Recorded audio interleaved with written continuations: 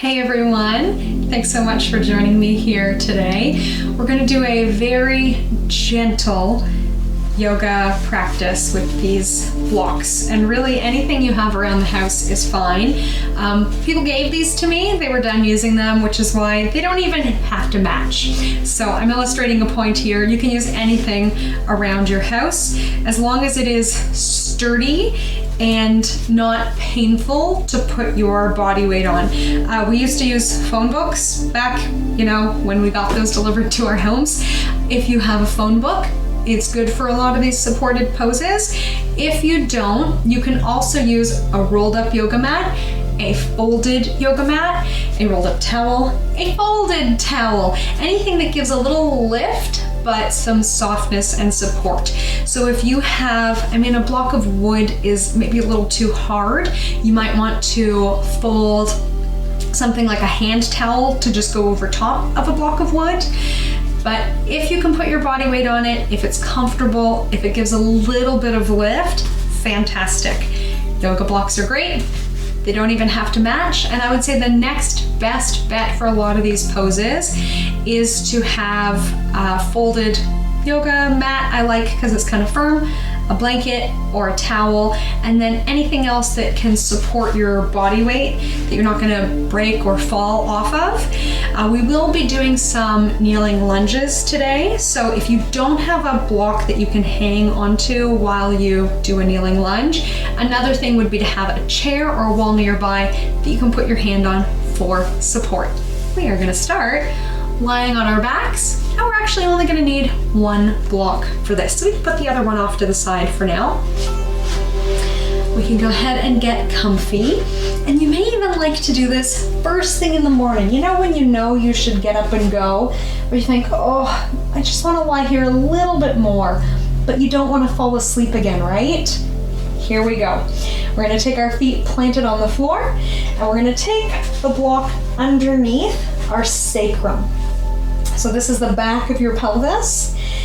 If you take the block too low, you're going to be right underneath your bum, and it might feel like you're going to fall off, like you're rounding your spine. That's too low.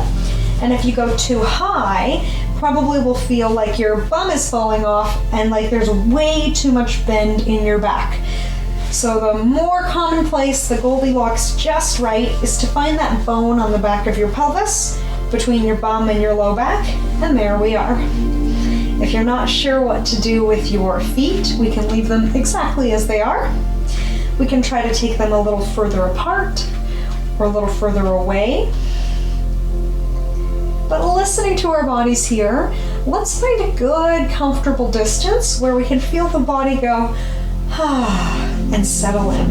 And you may even see me readjust the longer that we're here and the more I settle in. And we'll spend a couple of minutes here. Maybe we're walking our shoulder blades down our backs, lengthening up the neck. Eyes open or closed. We may also like to take a hand to the front of our ribs or our bellies to focus on our breathing.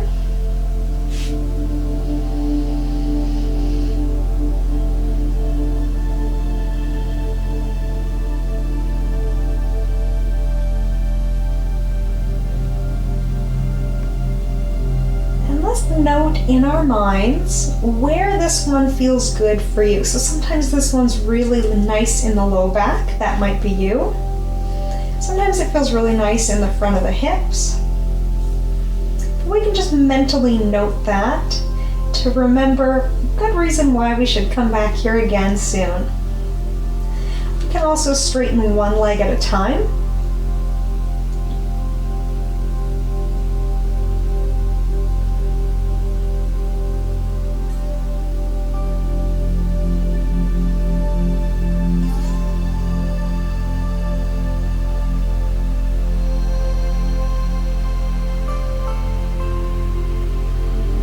We do have one leg straight, we can turn the toes up and then out like a ballerina, easing that hip into a very gentle stretch. And if it's not a gentle stretch, if it's really intense, maybe bring it back in just a bit.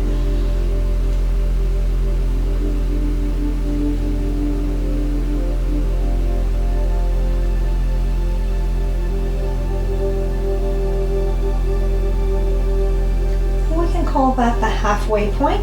We can switch legs if this feels great, knowing that we can always keep it with both legs bent. You may even like both legs straight. Less common favorite, I would say, but of course, do what works best for you. Again, we can turn toes up and then out, loosening up the hip, staying in a comfortable range of motion that's not too challenging for our lazy yoga practice. And maybe just for today, lazy is a wonderful thing to have as part of our yoga practice.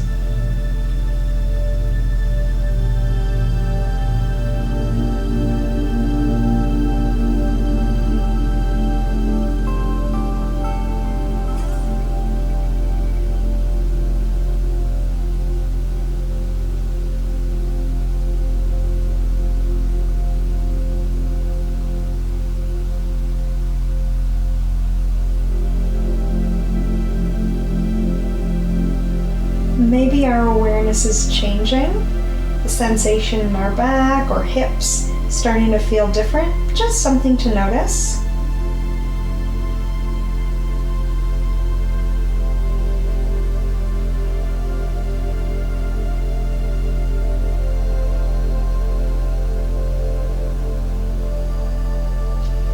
And when we feel like one side matches the other, or when we're ready to come out of this pose, knowing of course that you can always leave the pose early, we're going to rewind and come out of it the same way we came into it. So we can plant both feet, strong glutes, we're going to press down to lift our hips, and we might like to just pause for a moment here, letting our spines find neutral, and then listening to our bodies. It might feel really great to give ourselves a big hug, or maybe nice to take the knees side to side and windshield wipe. My personal favorite always is a big long stretch. So any of those or even something different might feel really great for you before we transition to the next pose.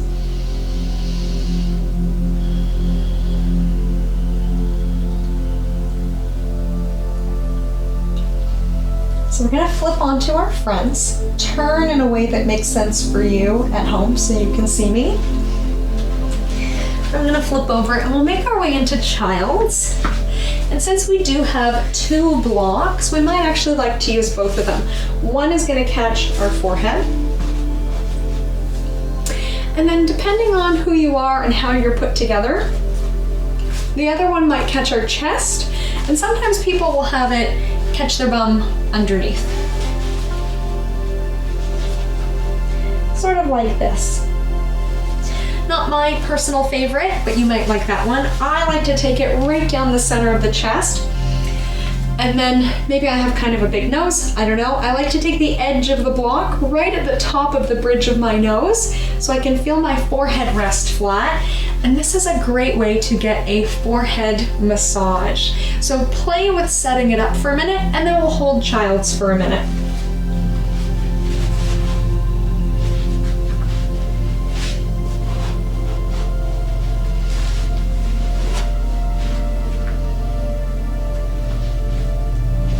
So you can probably see it takes me a while to kind of fidget and tweak it out and get into a comfortable position. And once you're there, we'll gently turn the head side to side, and the weight of the head is enough to get this massage for our foreheads.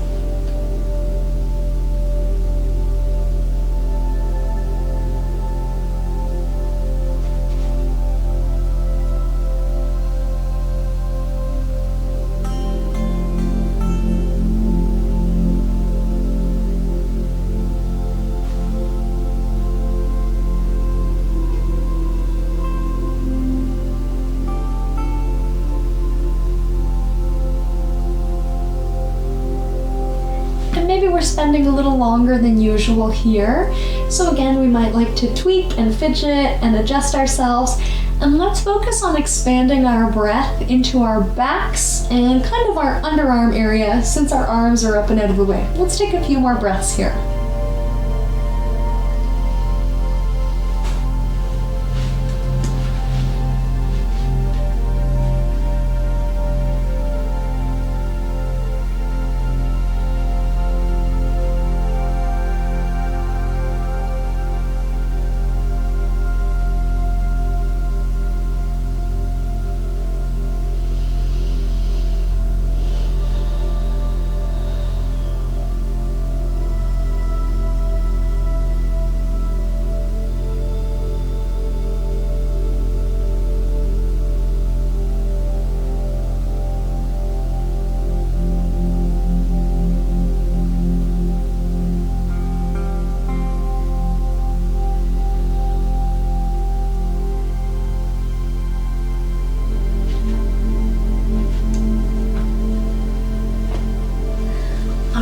are ready for our kneeling lunges.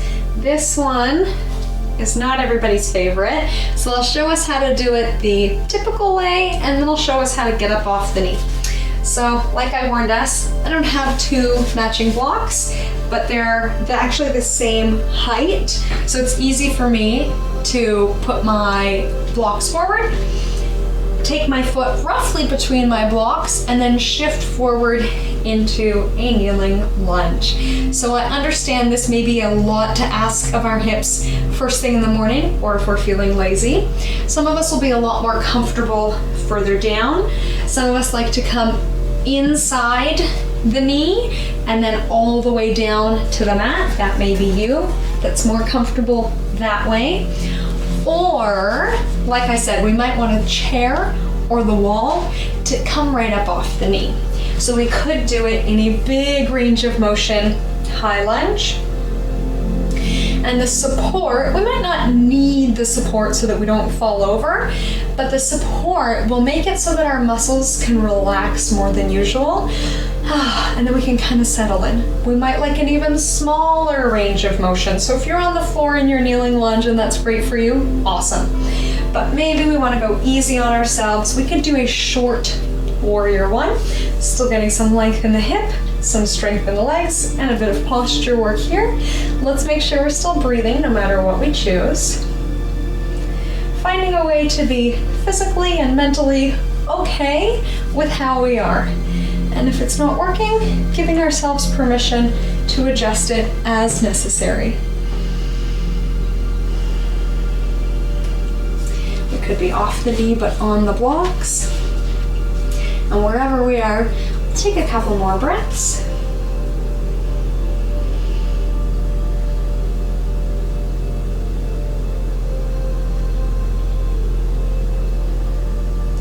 And in order to transition to the other side, we will get rid of our blocks.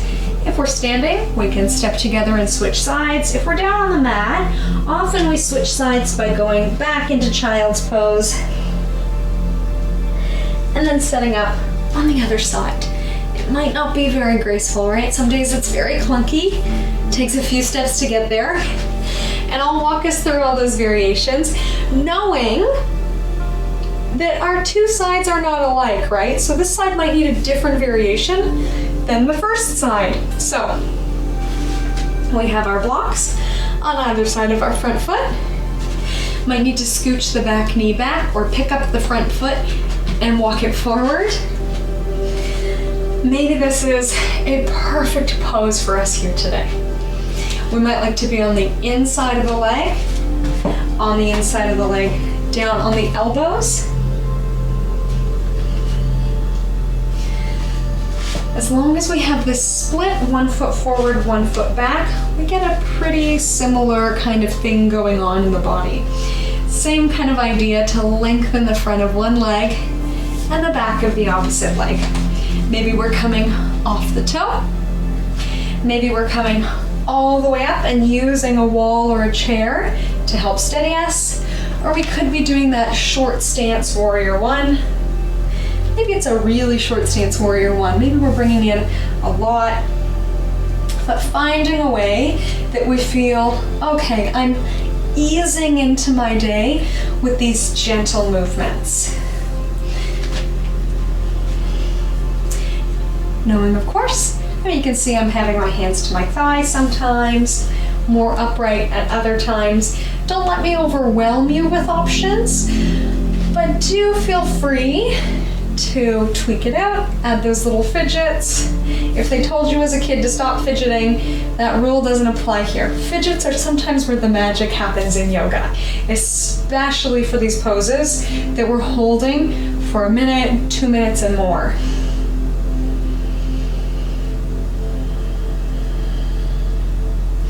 Option here, we could even close our eyes or maybe take hands to heart center. Taking a moment to see if we can pick something we feel grateful for right now.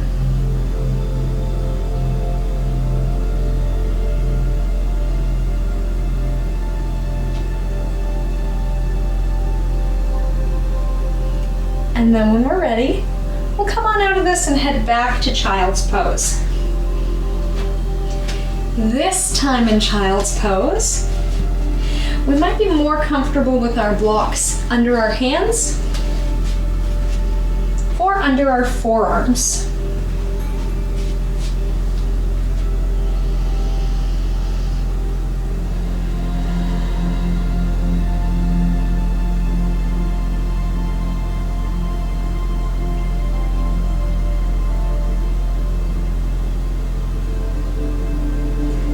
Okay, we have one more pose. So this is where the rolled up blanket or the rolled up yoga mat might be a lot nicer than the block.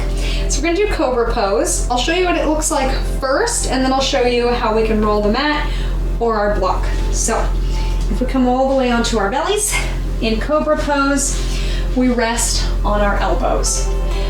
And it might sound kind of funny, but actually propping a block right in front of or maybe under our ribs can be really nice. So the same way in our bridge pose, I said it should feel like our body kind of sighs into it. That same idea here. So if the block is way too big or hard, like if you have a wooden block, probably not comfortable at all. To make it more comfortable, so if you love the block, stick with it. Otherwise, we can roll the front of the mat under our ribs. And there we are.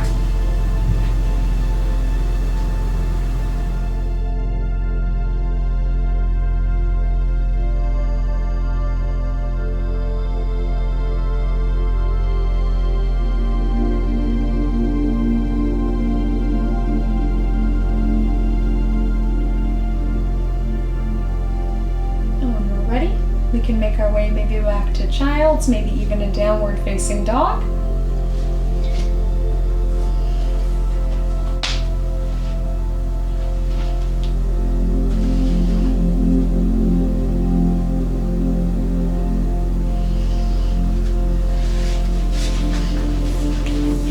And there you have it. Thank you so much for joining me here today. Have a wonderful day. From my light to yours, namaste.